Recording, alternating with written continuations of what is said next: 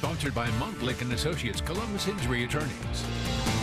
Good evening. As we come on air this evening, America is mourning the death of longtime Arizona Senator, Vietnam War hero, and once presidential hopeful John McCain. He passes away this evening after a battle with brain cancer, treatment for which he ended just this week. McCain served both the United States in the military and in Congress. His family announcing he passed away this afternoon at Arizona home after his longtime battle with cancer. He was 81. Ryan Nobles reports on his life and his legacy. He was a war hero, always at the ready for a good political fight. God bless you and God bless America. A statesman with a reputation for siding with his conscience. Senator John McCain led a life of duty and service. There's nothing nobler than serving a cause greater than your self-interest. Born to two generations of admirals, McCain graduated from the Naval Academy and later trained as a pilot. At age 30, he saw his first combat during the Vietnam War. On his 23rd mission in 1967, a missile hit his plane. He ejected, was captured, and spent more than 5 years as a prisoner of war. The bonds he formed with the other prisoners, he said, changed his life. Well, the camaraderie, the friendship, the love that we had for each other was still the most remarkable experience of my life. In 1973, McCain returned home, physically disabled, hailed as a war hero. Upon retiring from the Navy in 1981, he relocated to Arizona with his second wife, Cindy. A year later, he was elected to the United States House of Representatives, where he served for 2 terms. In 1986, McCain won a seat in the U.S. Senate and held it for more than 3 decades. The thing I liked about the Senate, if there's an issue up on the floor of the Senate, I can go down and talk, I can go down and propose an amendment, I can go down and, you know, sometimes I can go down and make a fool of myself. As a lawmaker, McCain remained close to military causes. He took aim at pork barrel spending and worked with Democrats on health care reform. At times, his willingness to buck the will of his own party earned him a maverick reputation. Be strong, have courage, and fight. In 1999, he announced he was running for president, but ultimately endorsed George W. Bush. In 2008, he earned the Republican Party's presidential nomination. His Straight Talk Express bus became an emblem for his campaign as it crisscrossed the country, selling voters on tax cuts, national security, immigration reform, and healthcare deregulation. But he lost the race to Senate colleague Barack Obama. Then came the Trump presidency. McCain surfaced as one of Trump's most outspoken critics and part of the so-called Fearless 5 GOP senators who defied the president during his first year. But at a time of great political turmoil, McCain had to face his own upheaval. In 2017, he was diagnosed with brain cancer. After surgery, he returned to the Senate for a critical vote, his party's push to repeal Obamacare. McCain's maverick reputation on vivid display as he derailed Republican efforts with a defiant thumbs down.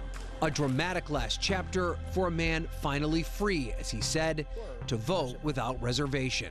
Our reputations, our character, are the only things we leave behind when we depart this earth. John McCain, a naval aviator and senator who embraced his destiny and led a life of national service. We go now to Washington, where the flag atop the White House has been lowered to half-staff in memory of Senator John McCain's life. Despite the medical issues that ultimately claimed his life, McCain said in his own words, "I am happy with my life." So I'm getting the best treatment that anybody could get, and I'm very happy. I'm very happy with my life. I'm very happy with what I've been able to do. And there's 2 ways of looking at these things, and one of them is to celebrate. I am able to celebrate a wonderful life, and I will be grateful for additional time that I have. Reaction is pouring in tonight from across the country. President Donald Trump tweeting just minutes ago about McCain's passing, saying, quote, "My deepest sympathies and respect go out to the family of Senator John McCain. Our hearts and prayers are with you," end quote. Senator David Perdue of Georgia served alongside McCain in the U.S. Senate. He released a statement saying in part, Quote, American patriot is the first thing that comes to mind when you think of John McCain. He dedicated his life to serving the country and which he loved so much. For that, we will be eternally grateful. You can find the full statement on our website, WTVM.com, right now. And during McCain's presidential campaign in 2008, he and Sarah Palin crossed the country together, shaking hands, many Americans along the way. And she took to Twitter expressing her condolences this evening, saying, today we lost an American original. Senator John McCain was a maverick and a fighter, never afraid to stand for his beliefs. John never took the easy path in life, and through sacrifice and suffering, he inspired others to serve something greater than themselves. President Barack Obama, McCain's challenger, former President Barack Obama, in that 2008 campaign, also tweeting tonight in part. That statement reads, all of us can aspire to the courage that he put to the greater good above our own. At John's best, he showed us what that means, and for that, we're all in his debt. And finally tonight, a post from McCain's own daughter, Meghan McCain. She wrote, I was with my father at his end as he was with me at my beginning. All that I am thanks to him. And this ingestion to our newsroom, Senate Minority Leader Chuck Schumer says he will introduce a resolution to rename the Senate's Russell Office Building after McCain. In a statement, Schumer called McCain one of the, quote, few truly great people. He says renaming the building for McCain will ensure that the future generations will remember him.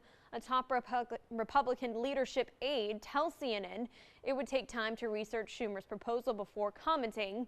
The Senate building is currently named for a former Georgia Senator, Richard Russell. And of course, more statements coming in by the minute as people across the nation express their condolences and share memories of Senator McCain. We're updating our website by the minute. You can find the latest statements on WTVM.com on our homepage. Beautiful evening across the Chattahoochee Valley, and we're starting to cool off too. You can see those clear skies in the distance. Wouldn't surprise me at all if we had some patchy fog later on tonight. Temperatures are beginning to fall down to 79 degrees in Columbus. We were at 90 earlier this afternoon, 73 in LaGrange. Auburn sitting at 76 and Eufaula sitting at 74 degrees. All clear on the radar this evening. It's going to stay that way overnight. Once again, just a little bit of patchy fog overnight over the southern half of the area. Temperatures once again 75 in Americus. Auburn still at 78 degrees. Roanoke sitting at 71 degrees this evening. And overnight, low temperature of about 71 degrees in the Columbus area. We'll see some partly cloudy skies and some patchy fog possible later on. I'll have more details on the forecast coming up in just a little bit. Back to you, Chandler. All right, Dylan, thank you. We're following breaking news just into our newsroom this evening that you'll see only on News Leader 9. Our Tony Sloan is live outside of Piedmont Columbus Hospital, where a shooting victim is being treated. Tony, I understand. Well, yes, Chandler, we don't know much, but what we know so far is that a person has been taken here to Piedmont Columbus Regional less than 20 minutes ago after a shooting that happened there on Wildwood Avenue. They were transported to this hospital here after being shot in their car. According to the Columbus Fire Department, they say bullet shell casings were found all within the car. We're still working to figure out the status of that victim there and exactly what led up to this shooting here. And of course, as more information becomes available, we'll keep you updated online and on air. In Columbus, Tony Sloan reporting for WTVM News Leader 9. Tony, thank you. And as he mentioned, we have very limited details at this time. We'll continue to keep you updated online on our website, WTVM.com, and on our WTVM News Leader 9 Facebook page. Continuing now, a Tuskegee man was killed in a car crash in Opelika today. Cortrell Taquan Freeman, 39 years old, was killed when the 2006 Ford Mustang he was driving collided with a 2004 Ford Expedition. Freeman was pronounced dead at the scene. The crash occurred on Alabama 199, approximately 6 miles north of Tuskegee. Alabama state troopers are continuing to investigate the incident.